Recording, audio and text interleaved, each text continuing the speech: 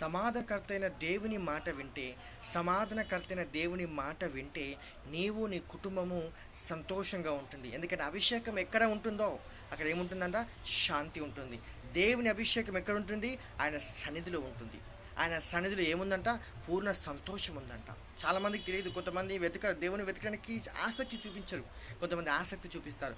ఆసక్తి గల వారికి దేవుని శాంతి ఖచ్చితంగా వస్తుందంట. చాలామందికి తెలియదు.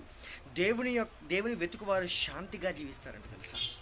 ఆయనను ఆదరముగా చేసుకునే వారికి శాంతి కలుగుతుంది. హల్లెలూయా. మరి ముఖ్యంగా కుటుంబానికైతే శాంతి రాబోతుంది, తెలుసా? భార్యాభర్తలుగా ఉన్నారా? మీ కుటుంబ సభ్యులు, మీ కొరకు మీ కుటుంబ సభ్యులు, మీ ప్రతి బంధుగలము కూడా దేవుని వెతికే వారైతే దేవుని శాంతి మీ మీదకి వస్తుంది. దేవుని యొక్క సమాధానం మీ మీదకి వచ్చేస్తుంది. దేవుని ప్రేమ మీదకి వచ్చేస్తుంది. దేవుని సన్నిధిని మీదకి వస్తుంది. ఎస్, ఎప్పుడైతే దేవుని సన్నిధి